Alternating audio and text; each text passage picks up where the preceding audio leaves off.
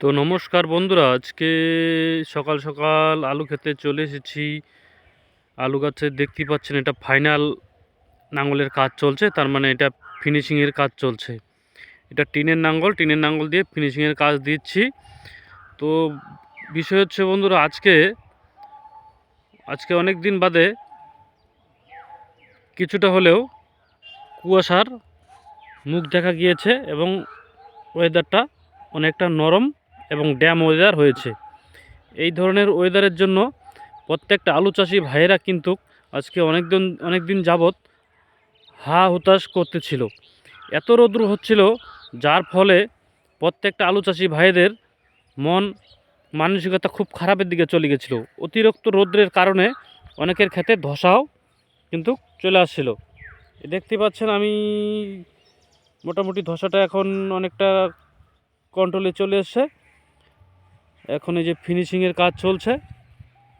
তো দেখতে পাচ্ছেন এপাশে রয়েছে এটা টেকনিকো কোম্পানির জ্যোতি, যেটা আগে আমরা করতাম, যেটাকে চম্বল জ্যোতি বলি, সেটা হচ্ছে চম্বল জ্যোতি টেকনিকো কোম্পানির।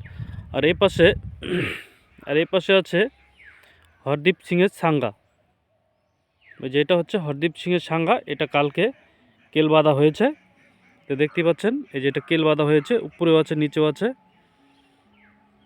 এটা হরদীপ সিংয়ের সাঙ্গা করেছি। গাছ বেশ সুন্দর আছে, ছোট ছোট, এখনও মাত্র 32 দিন বয়স।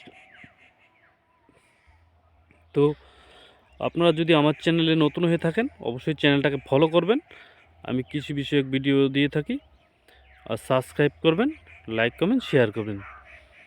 তো বন্ধুরা, আজকে আমরা দেখতে পাচ্ছেন কুয়াশা কিছুটা হলেও। আজকে পুষ মাসের 14 তারিখ, অগ্রহায়ণ মাস থেকে পুষ মাসের 14 তারিখ আজকে কুয়াশা পড়েছে। আর অগ্রহায়ণ মাস থেকে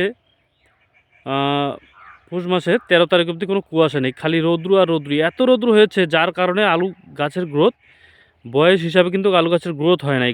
আলু গাছ একদম বসে শক্তপোক্ত হয়ে গেছে। তো এই ভিডিওগুলো দেখবেন, এইখানে একটা মাঠ রয়েছে, ম্যাক্সিমাম মাঠটা পুরোটাই আলু আছে, দেখতেই পাচ্ছেন। এই যে এদিকে আলু খেতে কাজও হচ্ছে। তো এই পাশে রয়েছে এটা সাদা আলু, আর ও পাশেরটা হলেন আলু। যাই হোক বন্ধুরা, আপনারা চ্যানেলটা দেখবেন, ফলো করবেন, লাইক কমেন্ট করবেন। তো আমি এই কুয়াশা আজকে পড়ার জন্য অনেকটা খুশি হয়েছি, এবং আমার মতো আলু চাষি ভাইয়েরা, প্রত্যেকটা চাষি ভাইয়েরা এই কুয়াশা এবং ওয়েদারটা নরম এবং ড্যাম হওয়ার কারণে খুশি।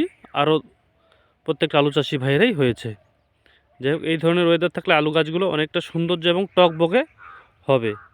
আর নইলে রৌদ্র হলে আলু গাছ গ্রোথ ভালো হয় না এবং ক্ষতি হয়ে যায়।